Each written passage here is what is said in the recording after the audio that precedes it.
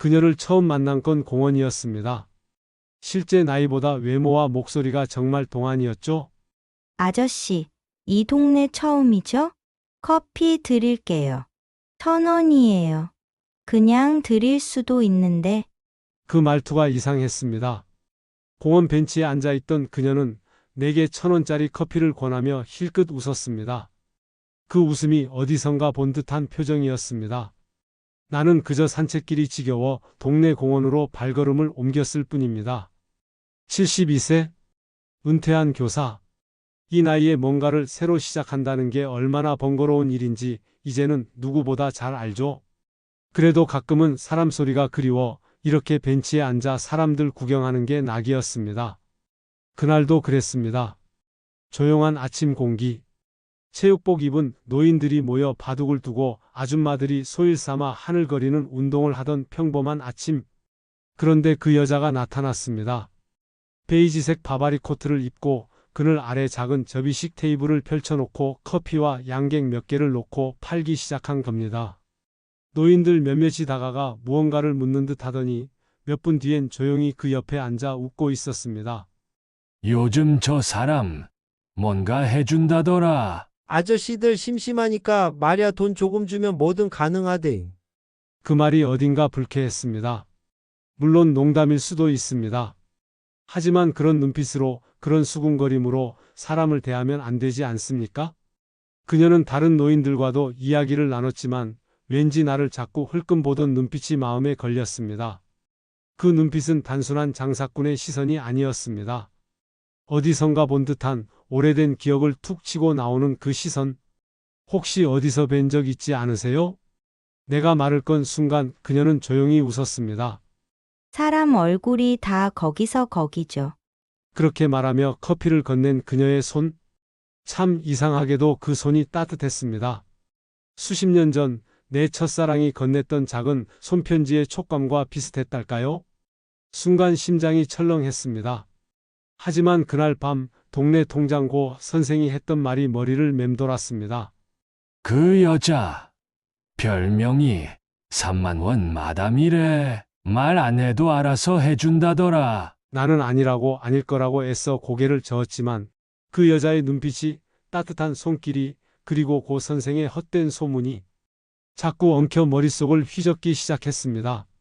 진짜였을까? 아니, 내가 괜한 기대를 했던 걸까? 그냥 동정이었을까? 아니면 묘한 유혹이었을까? 다음 날 나는 10,000원 3장을 꺼내 봉투에 넣었습니다. 확인만 해보자. 그냥 진실을 알고 싶다. 그렇게 생각하며 떨리는 손으로 그 봉투를 주머니에 넣었습니다. 하지만 나는 몰랐습니다. 그 단 한 번의 오해가 한 사람의 삶을 얼마나 무너뜨릴 수 있는지, 그 짧은 선택이 내 남은 인생을 어떤 죄책감으로 채울지를 말이죠. 그녀는 정말 그런 여자였을까요? 아니면 세상이 그녀를 그렇게 몰아간 걸까요?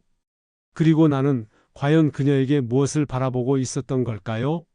이제부터 그 진실을 함께 따라가 보시겠습니까? 서울 외곽 작은 공원. 그곳은 제게 하루의 시작이자 끝이었습니다. 누구에게도 방해받지 않는 조용한 곳, 텅 빈 벤치와 느릿한 참새 소리만이 아침 공기를 채워주던 곳이었죠. 나이 들어 할 일도 없고 집에 있어봤자 말벗 하나 없는 고요 속에서 그 공원만큼은 내게 생기를 주는 곳이었습니다. 그곳에서 처음 그녀를 본 건 작년 늦가을이었습니다. 얼굴에 잔주름이 고요하게 내려앉은 노인 한 분이 매일 같은 시간에 같은 자리에 앉아 계셨습니다.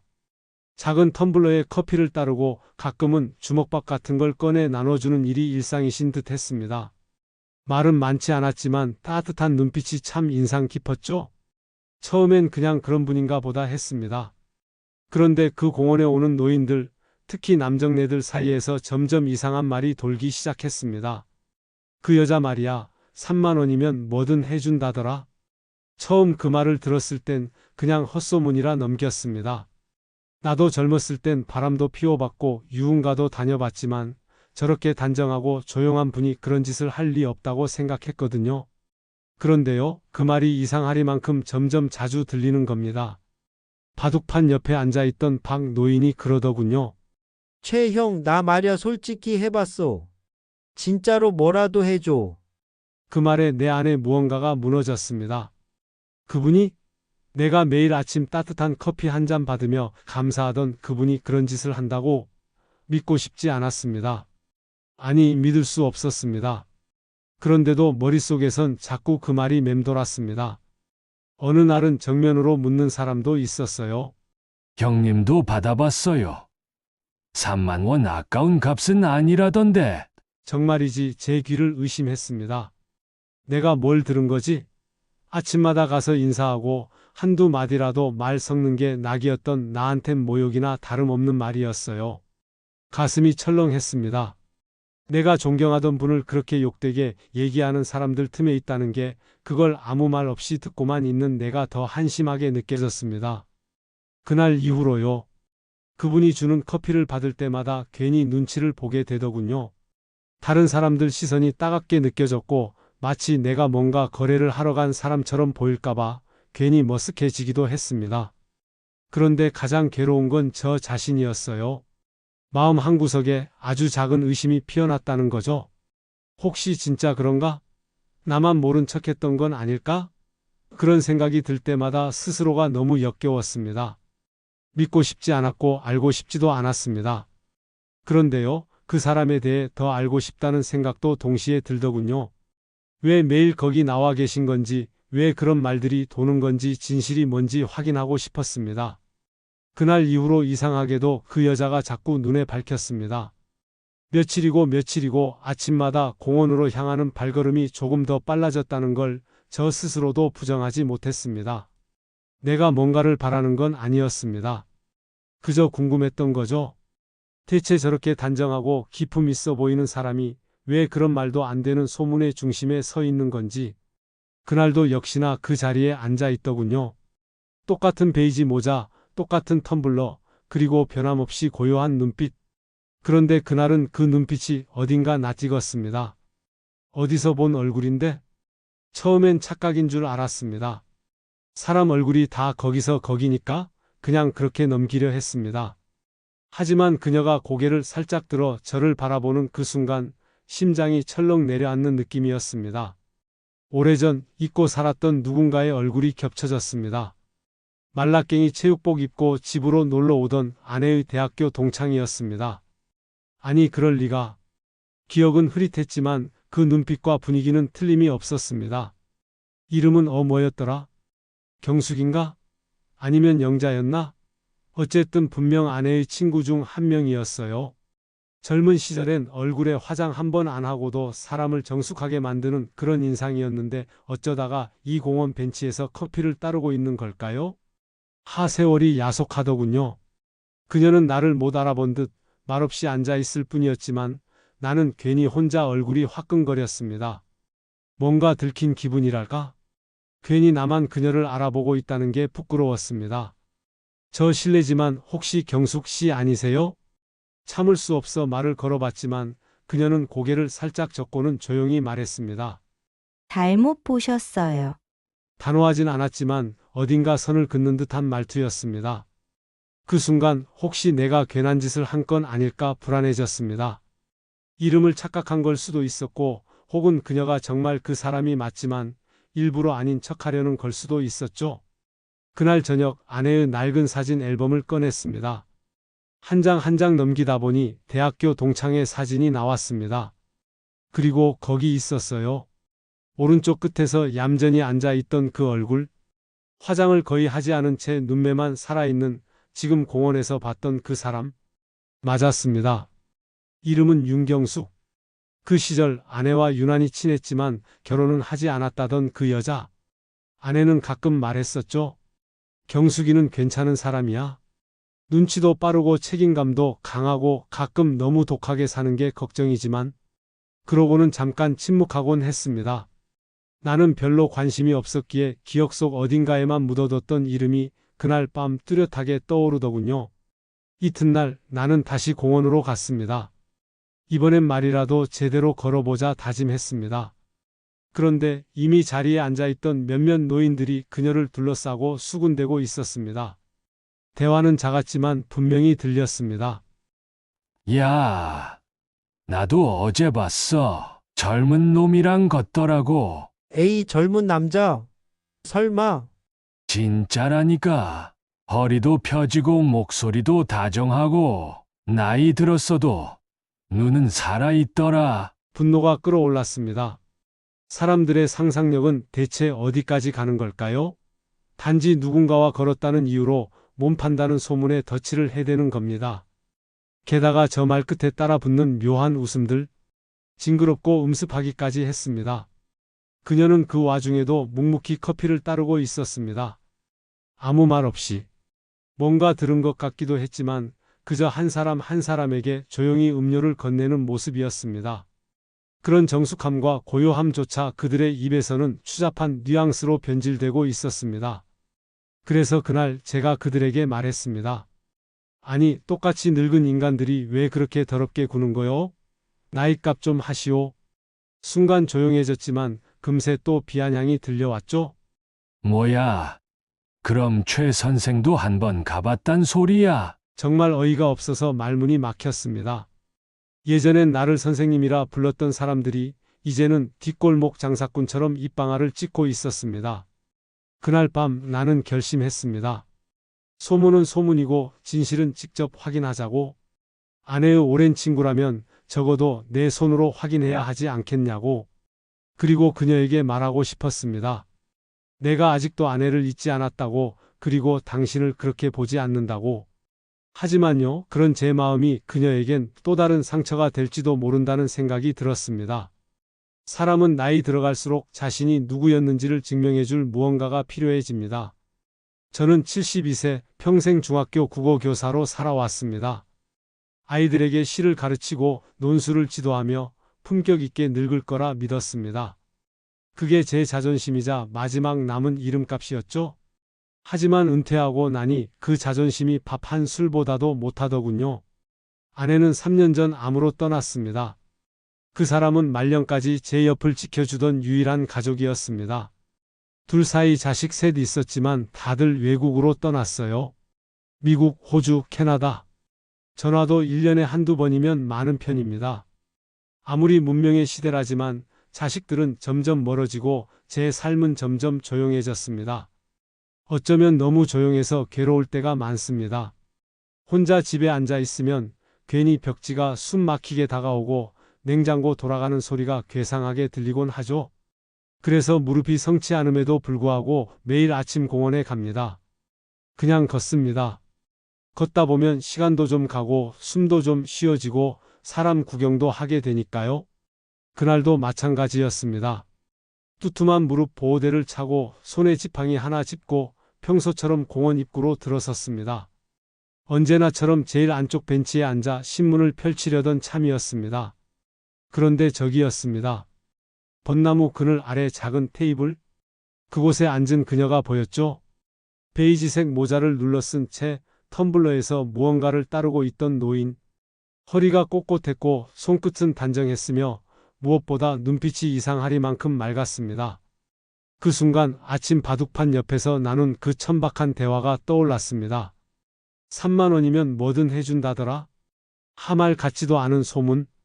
그런데 어쩌자고 그 말이 떠오른 걸까요? 그녀는 그저 간식 몇 개를 조용히 포장지에서 꺼내 놓았을 뿐인데도 주변의 시선이 따갑게 느껴졌습니다. 지나가던 노인 몇이 힐끔거리며 그녀를 훑어보는 게 분명했어요. 심지어 어떤 놈은 코를 훌쩍이며 키득거렸습니다. 저는 도저히 참을 수 없었습니다. 거기서 뭐가 그렇게 웃겨? 어르신께 실례하냐? 목소리를 높였습니다. 그들도 나이 지긋한 사람들이었는데 마치 중학생처럼 고개를 돌리며 웃음을 참더군요. 순간 제 옆구리깨를 꾹 찌르며 말을 거는 이가 있었습니다. 바로 박 노인이었습니다. 최 형, 진짜 몰라서 그러는 거야. 여긴 다 알아. 정색할 거 없어. 뭘 안다는 건데? 그 여자 말이야 한번 가보면 안다니까. 말 못할 사정이 있는 사람이야. 말끝을 흐리며 이상한 미소를 짓는 모습에 소름이 돋았습니다. 말 못할 사정? 그게 지금 그녀에게 막말을 해도 된다는 말이었나요? 하지만요. 기막힌 건 그 이후였습니다. 바로 그날 오후 동네 슈퍼에 들러 우유를 고르고 있는데 그 여자에 대해 또 다른 소문을 듣게 된 겁니다. 슈퍼 주인이 동네 할머니랑 수군거리더군요. 전에 말한 그 여자 말이야. 옛날에 은행 간부였대. 근데 아들이 사기치고 도망가서 연금도 압류당했다더라. 아이고 세상에 그 나이에 저런 일까지 해야 한다니. 순간 제가 얼어붙었습니다. 은행 간부, 아들 사기, 연금 압류. 만약 그게 사실이라면 그분이 커피를 나눠주며 입꼬리를 살짝 올리던 그 웃음 뒤에는 얼마나 많은 사연이 숨겨져 있었던 걸까요? 내가 아침마다 아무 생각 없이 받아 마시던 그 커피가 어쩌면 그분이 하루를 버티기 위해 스스로 만든 마지막 체면이었을지도 모르겠다는 생각이 들었습니다. 그런데 사람들은 그걸 짓밟고 있었습니다. 추잡한 상상과 입방아로 그 단정하고 조용한 한 사람을 더럽히고 있었던 거죠. 그게 얼마나 모욕적인 일인지도 모른 채 그녀를 향해선 분명 연민이었고 호기심이었고 어쩌면 아주 오래된 정이라는 감정이 조금 남아 있었던 것 같습니다. 하지만 인간이라는 게 참 간사하지요. 마음 한구석에 조용히 자리 잡고 있던 신뢰란 것이 사람들 입방아에 몇 번만 돌고 나면 금세 낡은 종이장처럼 찢어지고 마는 법이더군요. 그날도 어김없이 공원에 나갔습니다. 그녀는 여느 때처럼 벤치에 앉아 있었고 나는 멀찌감치 떨어져서 그 모습을 지켜보고 있었습니다. 그런데 갑자기 눈앞에서 벌어지는 광경이 이상하게 다가왔습니다. 늘 대여섯 명씩 몰려 앉던 남자 노인들이 그날은 한두 명씩 마치 순번이라도 짜둔 듯 그녀 옆에 와서는 조용히 무언가를 내밀고 말도 없이 사라졌습니다. 손엔 노란 봉투도 있었고 어떤 이는 조그만 종이 쪽지를 손에 꼭 쥔 채 갔습니다. 무엇보다 이상했던 건 그녀가 그걸 받고도 아무런 말도 하지 않았다는 점이었습니다. 잠깐 눈을 마주치고 고개를 한번 끄덕이는 게 전부였죠. 마치 오래된 거래처럼. 그 모습을 보며 가슴이 철렁 내려앉았습니다. 아니야, 경숙 씨가 그럴 리가 없어 머리론 부정하는데 눈앞에서 벌어지는 광경이 자꾸 제 판단을 흔들어댔습니다. 그날 밤 골목길에 있는 허름한 포장마차에서 소주 한 병을 기울이던 중이었습니다. 평소 인사만 주고받던 공원 청소 직원이 옆자리에 앉더군요. 자연스럽게 말이 트였습니다.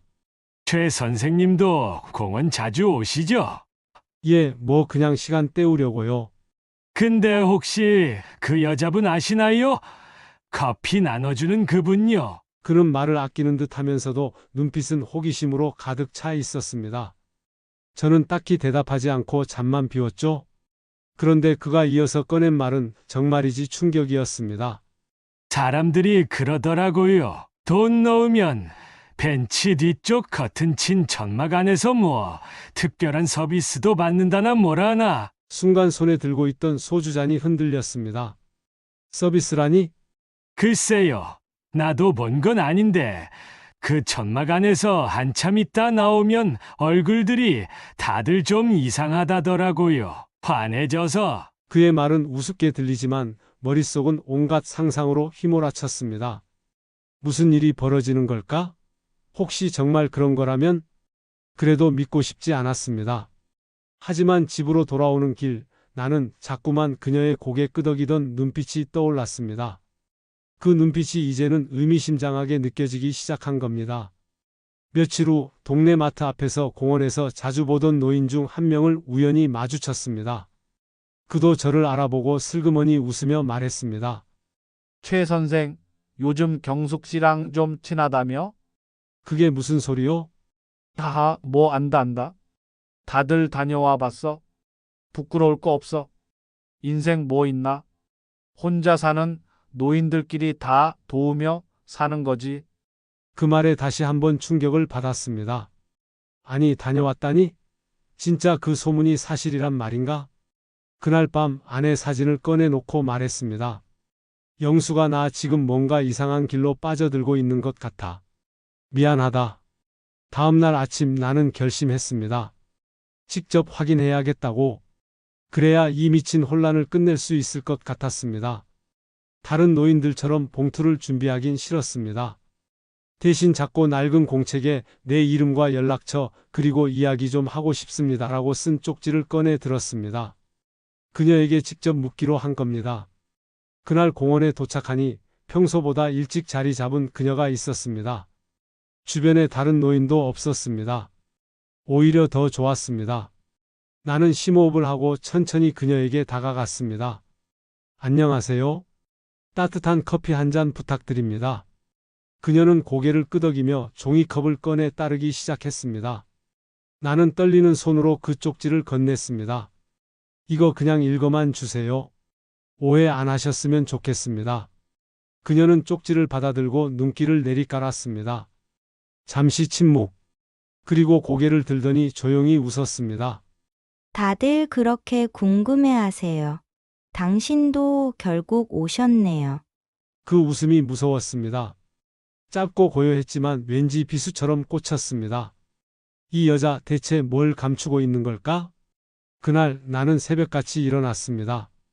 손이 덜덜 떨려서 이불을 차고 일어난 게 아니라 오늘만큼은 그녀에게 내 진심을 전해야겠다는 마음 하나로 잠을 설친 거죠.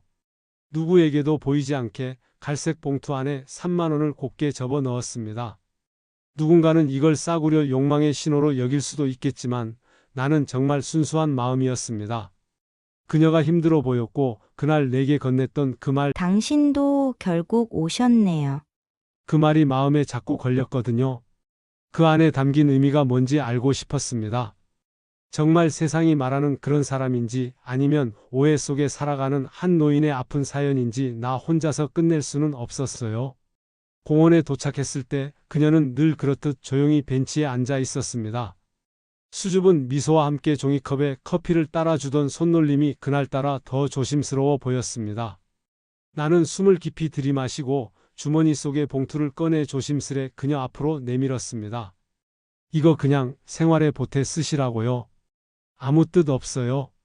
혹시 어렵게 사시는 것 같아서. 그녀의 손끝이 봉투에 닿는 순간 내 심장은 미친 듯이 뛰었습니다.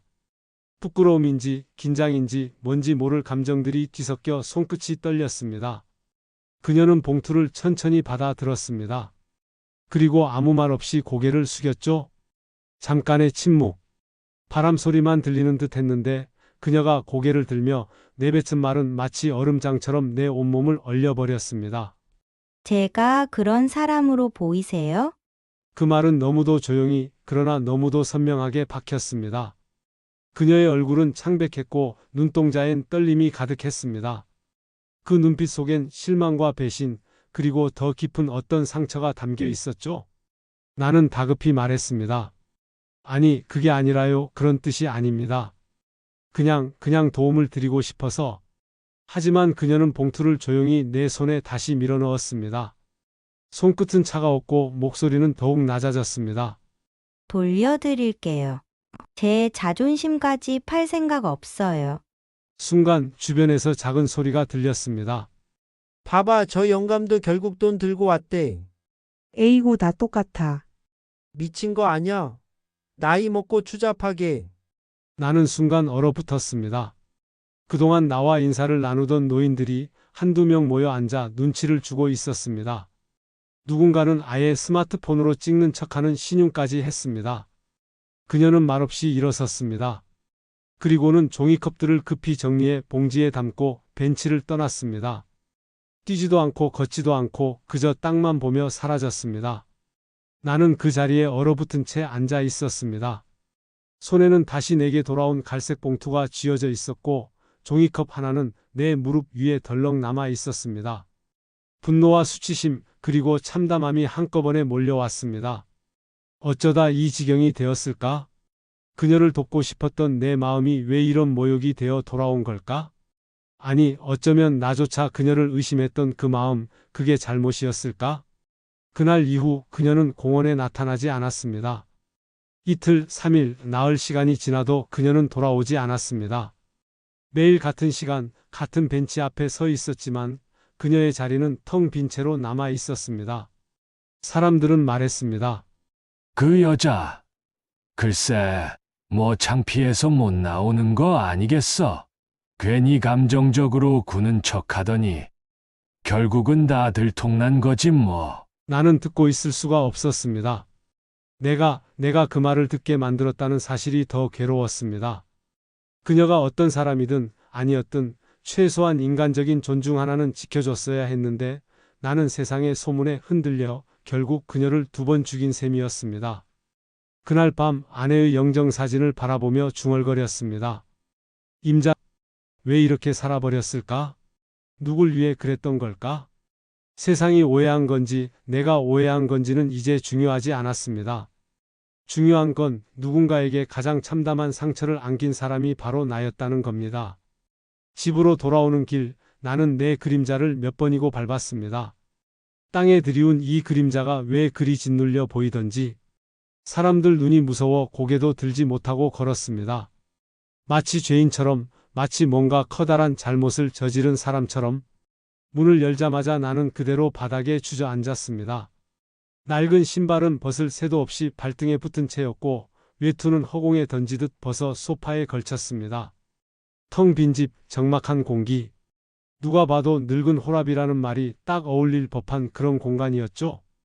벽에 기대어 허리를 펴려다 나는 무심코 거실 벽에 걸린 아내의 영정사진을 마주했습니다.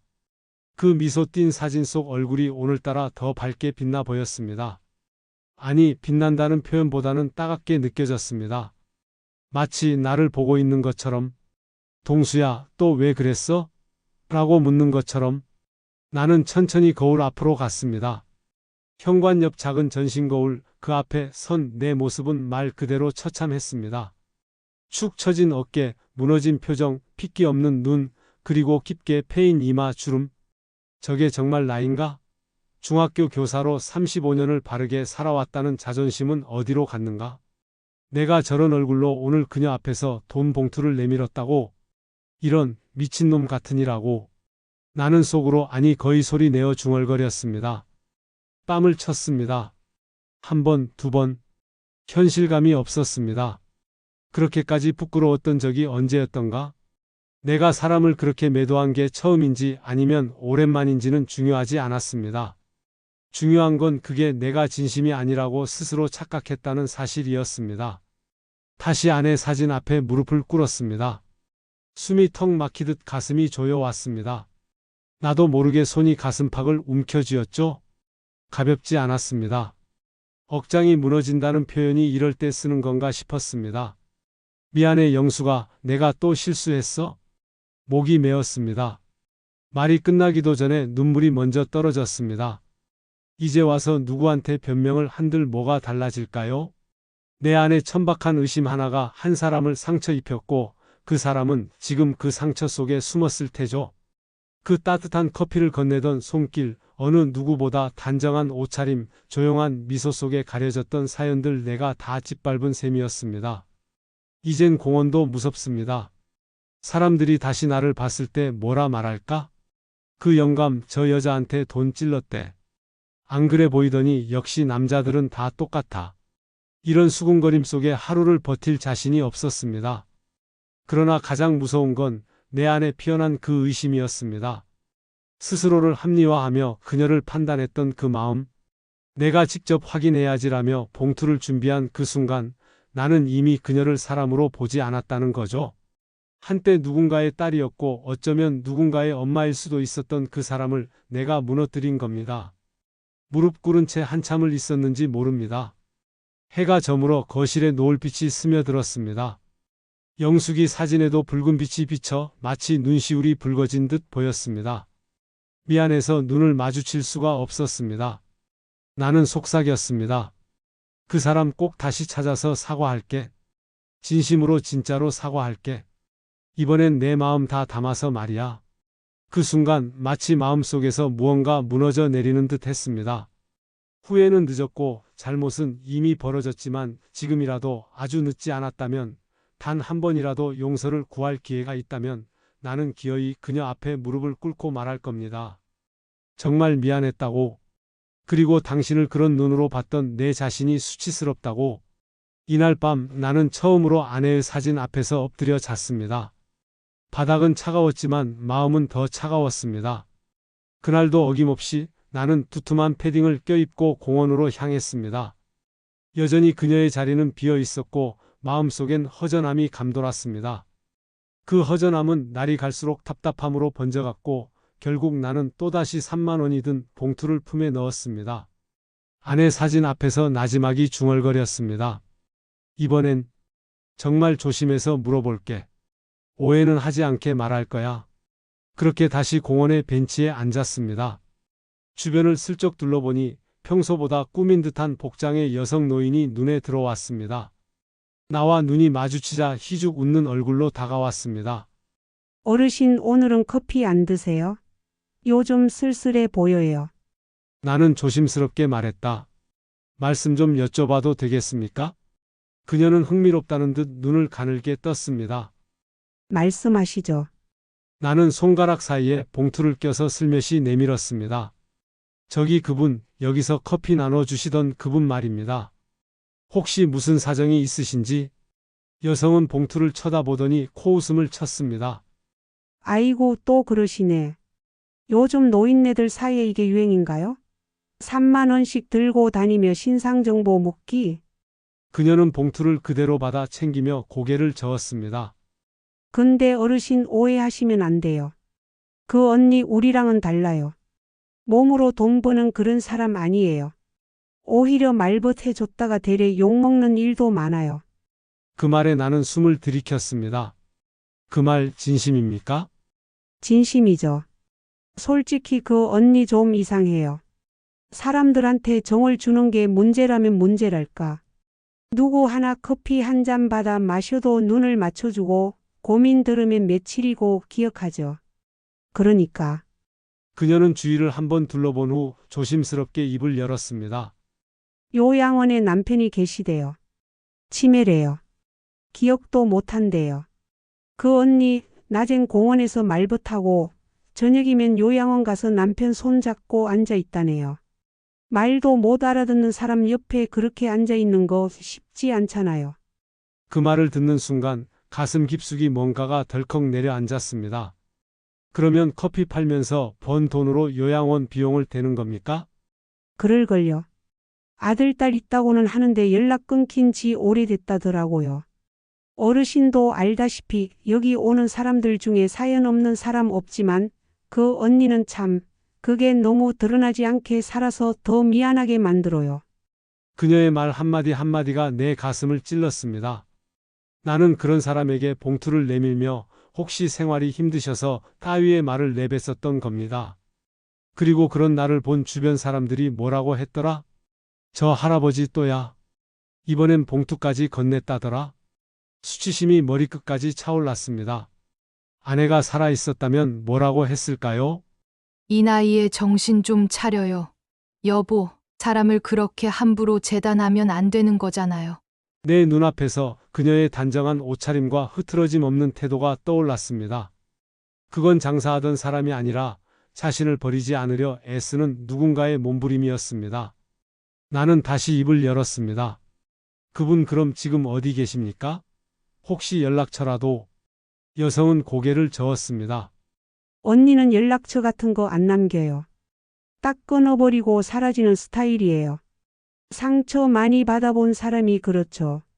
대신 그녀는 잠시 머뭇거리다 말했다.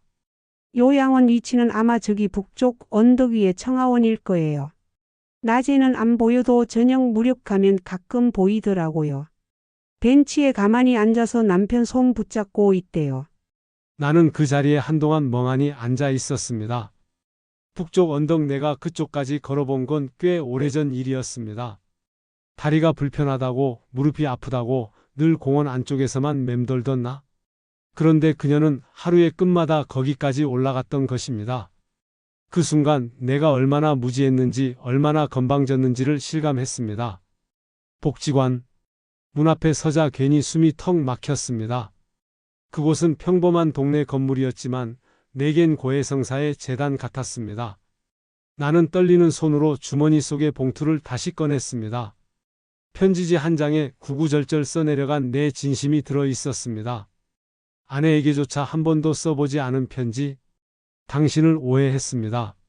제가 얼마나 어리석고 무례했는지 깨달았습니다. 말없이 커피를 건네주시던 그 따뜻한 손, 그 안에 담긴 고단한 삶을 외면했던 제가 부끄럽습니다. 미안합니다. 꼭 다시 뵙고 싶습니다. 편지를 접어 복지관 안내 데스크에 맡기며 조심스레 말했습니다. 혹시 여기 이경자 씨라는 분이 계시나요? 자원봉사나 청소일 하시는 직원은 고개를 갸웃하더니 이경자님은 이번 주부터 안 나오셨어요. 갑자기 일이 생기셨다고만 하시고. 그 말을 듣는 순간 뒷덜미가 확 뻣뻣해졌습니다. 이번에도 나 때문인가? 나는 자리에서 얼어붙은 채 복지관을 한참이나 떠나지 못했습니다. 며칠이 지나도 공원에 복지관에 그녀의 모습은 없었습니다. 나는 이제 무작정 걷기 시작했습니다. 북쪽 언덕에 있다는 그 요양원 청아원을 향해서. 평소라면 허리도 아프고 무릎도 욱신거려서 포기했을 길이었지만 그날은 왠지 발걸음이 멈추질 않았습니다. 그리고 한겨울의 공기 속 유리창 너머로 익숙한 뒷모습이 보였습니다. 작은 회색 코트를 입은 그녀가 휠체어 옆에 조용히 앉아 있었습니다. 그녀는 남편의 손을 꼭 쥔 채 아무 말도 없이 그 자리에 있었습니다.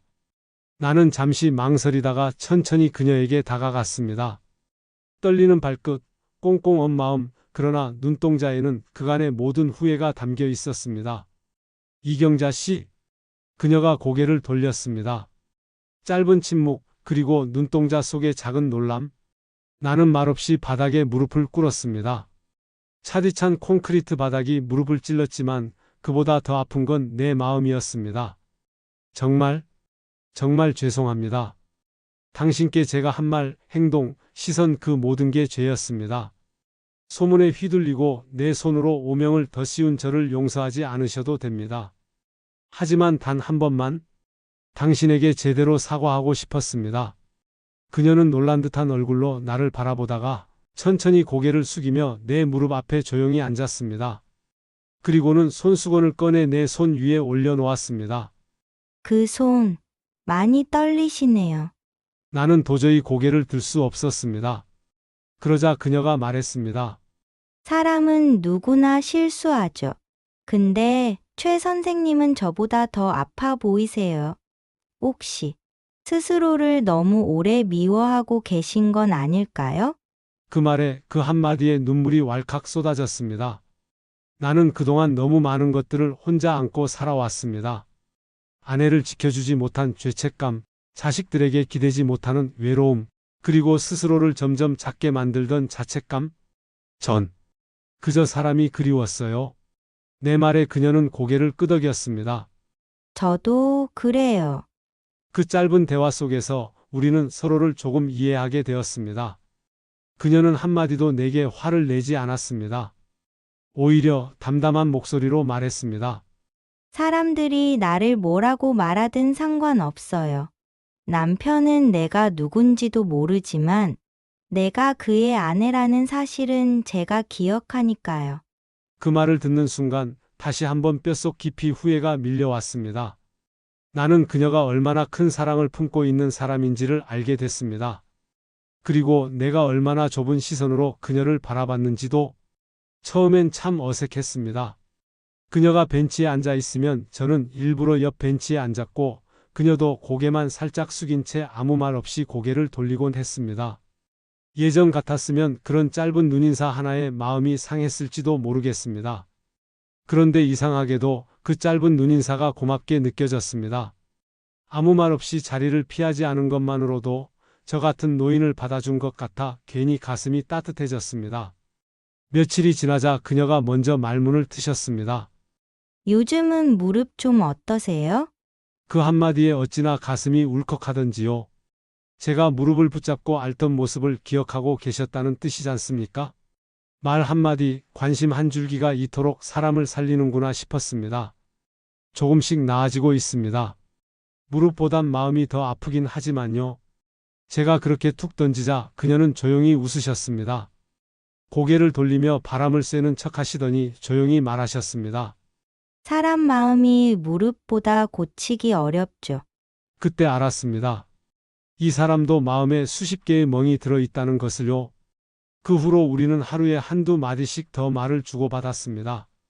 날씨 이야기부터 시작해 어제 봤던 드라마, 공원 앞 슈퍼에서 바뀐 과자값, 그러다 어느 날엔 저도 모르게 이런 말을 꺼내고 말았습니다. 아직도 그날 봉투 드린 거 미안합니다. 그녀는 고개를 끄덕이셨습니다. 이젠 괜찮습니다.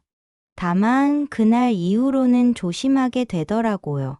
사람 마음이 아니라 사람 눈이 무섭다는 걸 다시 느꼈거든요. 말끝에 묻어난 서운함과 체념, 그리고 그 안에 감추어진 단단함이 저를 가만히 내려다봤습니다. 저는 아무 말도 하지 못하고 그저 손을 무릎 위에 얹은 채 멍하니 앉아 있었습니다. 그녀는 어느 날 도시락을 싸오셨습니다. 혼자 드시지 마시고 나눠 드세요. 알루미늄 호일로 조심스레 감싼 주먹밥 2알, 삶은 달걀 하나, 그리고 작은 플라스틱 통에 담긴 오이지 무침. 저는 그걸 받아들고 괜히 눈을 피했습니다. 고맙다는 말이 입에서 나오는데 그렇게 오래 걸린 적이 없었습니다. 왜요? 입맛에 안 맞으세요? 아닙니다. 너무 좋아서요. 이런 정성 참 오랜만이라. 그날 우리는 처음으로 같은 벤치에 나란히 앉아 같은 도시락을 나눠 먹었습니다. 해가 천천히 넘어가던 그때 제 무릎 위에 놓인 도시락보다 따뜻했던 건 그녀의 옆모습이었습니다. 잔잔한 주름, 단정하게 손질된 머리, 그리고 뭐라 표현할 수 없는 고요한 슬픔. 저 사람도 저만큼이나 살아온 시간이 헛되지 않았구나 싶었습니다. 이야기는 날로 깊어졌습니다. 그녀는 조심스럽게 남편 이야기를 꺼내셨습니다. 요양원에 계신 분, 예전엔 저랑 같이 미술학원을 하던 분이었어요. 젊을 땐 같이 그림도 그리고 스케치북 들고 나란히 공원도 걸었죠. 근데 뇌졸중이 오고 나선 말도 잃고 표정도 잃고 이제는 그림도 안 그려요. 말끝에 걸린 떨림, 그리고 그녀가 억지로 삼킨 듯한 침묵이 저를 찔렀습니다. 저도 고개를 숙였습니다. 아내가 떠나고 저도 한동안 아무것도 못했습니다. 냉장고 문 여는 것조차 미안했어요. 아내가 없는데 뭘 꺼내 먹나 싶어서. 그날 해가 지는 벤치 위에서 우리는 오래도록 아무 말 없이 앉아 있었습니다. 말이 없어도 알 수 있었습니다. 이 사람은 제가 참아왔던 그 외로움을 알아주는 사람이구나. 그녀는 말했습니다. 동수 씨? 저는 돈 받고 말벗해주는 거 창피하게 생각하지 않아요. 단지 사람들이 그걸 무슨 거래처럼 여길 때 그게 가끔 마음 아파요. 전 그냥 사람이 그리운 거였어요. 그 말을 듣고 저는 손을 꼭 쥐었습니다. 저도요. 말하지 않았지만 저도 그랬습니다. 여러분, 누군가를 향한 오해는 쉽게 생기지만 그 오해를 걷어내는 데는 시간이 오래 걸립니다. 특히 나이 들어선 더더욱 그렇습니다. 익숙한 말투, 고정된 시선, 그리고 낙인 찍듯 퍼지는 소문. 그 속에 누군가의 진심이 매몰되는 일이 얼마나 많은지 우리는 살아오며 수도 없이 경험해 왔습니다.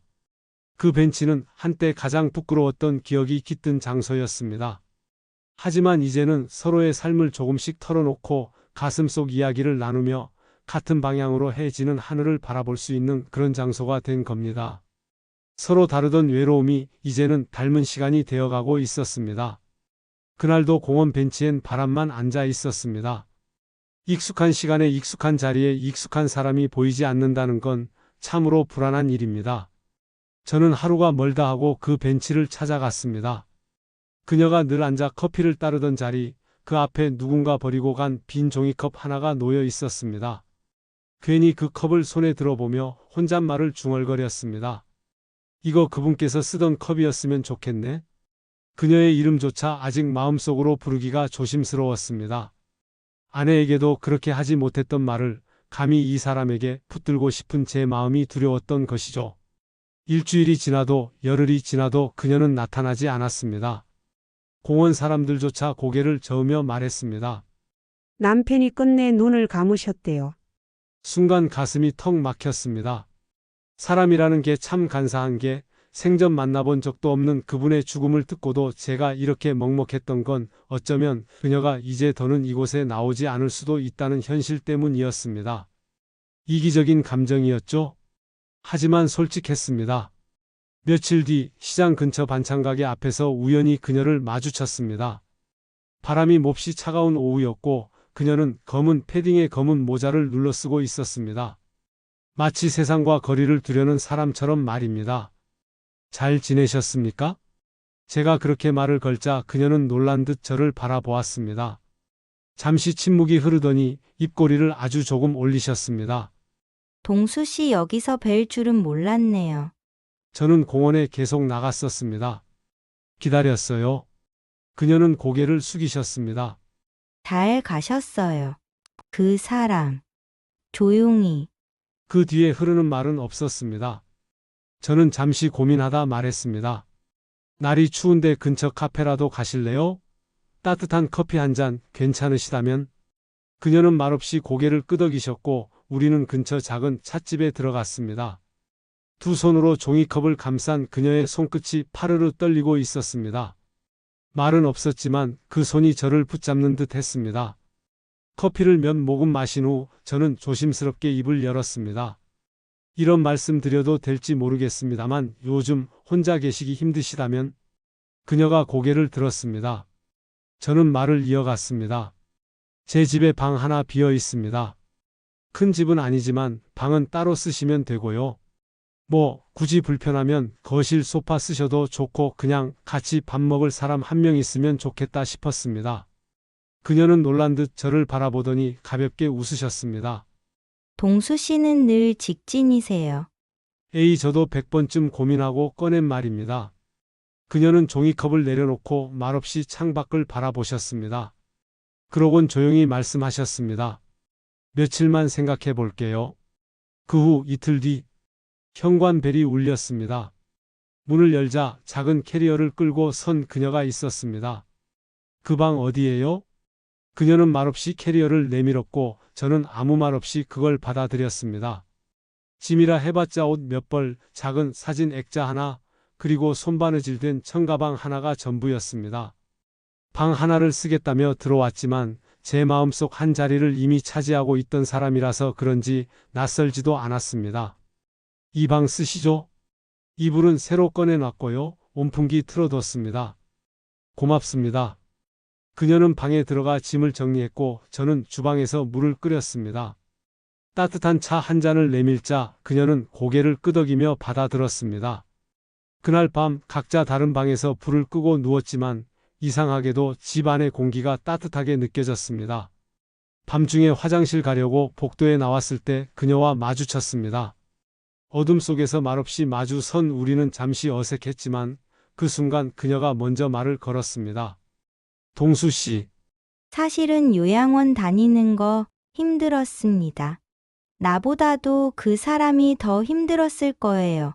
하지만 매일 가야 했어요.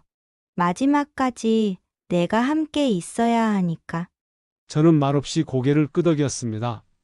그 말 한 줄에 담긴 외로움과 책임감이 얼마나 무거웠는지 알 것 같았습니다. 이젠 조금만 기대어 살고 싶습니다. 괜찮을까요? 물론입니다. 함께 계셔주셔서 감사합니다.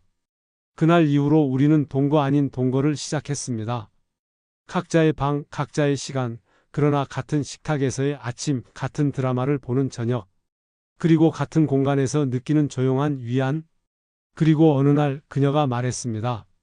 이젠 이 집이 낯설지 않네요. 그 말을 들은 저는 몰래 돌아서서 입꼬리를 올렸습니다. 그 한마디가 정말로 고마웠습니다. 아침 햇살이 부엌 유리창을 따사롭게 비추기 시작했습니다. 전기포트가 보글보글 끓는 소리를 내며 김을 올릴 즈음 그녀는 조용히 부엌으로 들어왔습니다. 머리엔 여전히 잔잔하게 말린 파마머리, 잠옷 위엔 낡은 가디건 하나 걸친 모습이었지만 제 눈엔 누구보다 단정하고 평화로워 보였습니다. 물 끓이셨어요? 그녀의 목소리는 늘 아침처럼 조용하고 맑았습니다. 저는 고개를 끄덕이며 말했습니다. 따뜻한 차 한 잔 함께 마시려고요. 그녀는 웃으며 고맙다고 말했고 우리는 작은 탁자에 나란히 앉았습니다.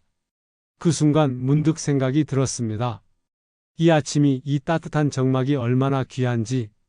아무 말 없이 차를 마시는 시간이지만 그 정적 속에는 서로에 대한 안심과 신뢰가 녹아 있었습니다.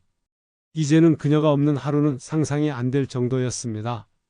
처음엔 낯설었던 공동생활이 이젠 당연한 하루의 흐름이 되어 있었습니다.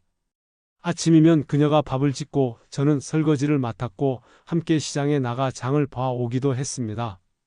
일요일이면 동네 교회에서 열리는 무료 음악회에 가기도 하고 수요일엔 복지관에서 열린 글쓰기 교실에도 함께 나가곤 했습니다. 어느 날엔 그녀가 말했습니다. 동수 씨 여기에 오래 살았다고 했죠? 그런데 동네 사람들은 이상하게 말을 아끼네요. 그 여자랑 같이 산다느니 뭐 어쩐다느니. 저는 웃었습니다. 무슨 말을 못하겠습니까? 동네 사람들. 할 일이 없는 사람일수록 남의 인생을 헐뜯는데 시간을 씁니다. 하지만 이제 그런 시선도 신경 쓰이지 않았습니다. 사람들이야 뭐. 원래 그렇죠. 중요한 건 우리가 서로를 알고 있다는 거 아닐까요? 그녀는 고개를 끄덕였습니다. 예전 같았으면 눈치를 봤을지도 모릅니다. 하지만 지금의 그녀는 달랐습니다. 요양원에서 남편을 보내고 공원에서 커피를 팔던 시절까지 견뎌낸 여인은 더는 약하지 않았습니다. 그녀는 요즘 복지관에서 일도 시작했습니다. 간단한 청소와 식기 정리 정도였지만 그녀는 그 일을 무척 소중히 여겼습니다. 일이 있는 삶, 사람과 마주하는 시간, 그것이 그녀를 생기 있게 만들었습니다. 저는 그녀가 집을 나설 때마다 괜히 현관 앞까지 따라 나가게 됐습니다.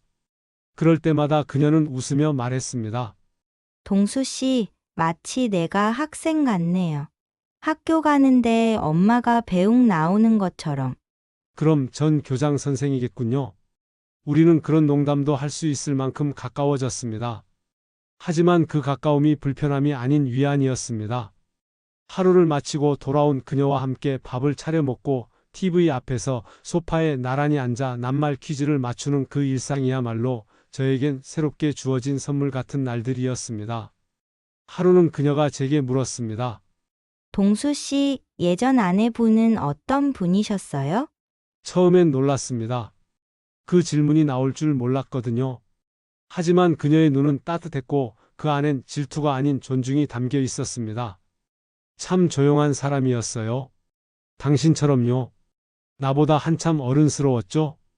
늘 제 실수를 감싸줬고요. 떠난 지 벌써 3년 됐지만 아직도 가끔 그 사람이 주던 눈빛이 떠오릅니다. 그녀는 조용히 제 손등 위에 손을 얹었습니다.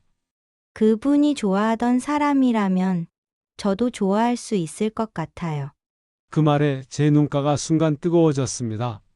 이해받는다는 건 사랑보다 더 큰 위로가 되기도 합니다. 그리고 저는 그날 밤 처음으로 그녀와 함께 거실 소파에 오래도록 앉아 있었습니다. 말없이 서로의 체온을 느끼며 그렇게 우리의 조용한 봄은 시작되었습니다. 눈에 띄지 않게 누구의 축복도 받지 않았지만 그보다 더 따뜻하고 고요한 계절. 서로의 곁에 누군가가 있다는 것, 그것이 얼마나 큰 힘이 되는지를 매일 실감하고 있습니다. 삶이란 참 이상한 겁니다. 젊을 때는 모든 것이 끝날 것 같지만 결국 남는 건 사람이고 온기입니다. 이제 우리 둘은 조금은 늦게 만난 덕분에 오히려 더 다정한 시간을 누리고 있습니다. 그리고 그 평범한 하루하루가 이 노년의 봄을 천천히 피워가고 있는 것이지요. 햇살이 부드럽게 들어오던 봄날 아침 그녀가 먼저 식탁에 앉아 밥을 푸고 있었습니다. 저는 조용히 그녀의 맞은편에 앉았고 둘 사이엔 익숙한 온기가 감돌았습니다. 말이 많지는 않았지만 그 짧은 눈빛과 손끝의 움직임만으로도 서로의 마음을 충분히 알 수 있었지요. 오늘은 공원 갈까요? 그녀가 물었고 저는 웃으며 고개를 끄덕였습니다. 그렇게 또 하루가 흘러갑니다. 함께 걷고 함께 식사하고 저녁이면 나란히 앉아 TV를 보다 말없이 웃습니다. 지금의 우리는 부부도 친구도 아닌 이름 붙이기 애매한 관계지만 분명한 건 이 늦은 인생의 어느 지점에서 서로를 마주했다는 것입니다.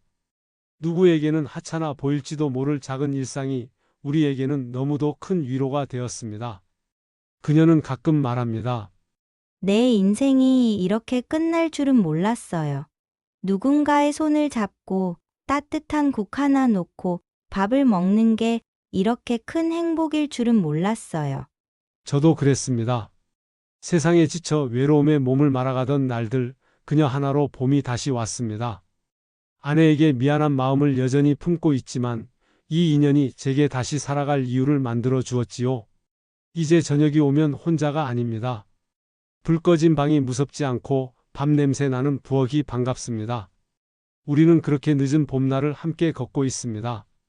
지금 이 순간 살아있음에 감사합니다. 그리고 곁에 그녀가 있음에 더없이 감사합니다. 오늘의 이야기가 공감되신다면 댓글을 남겨주세요.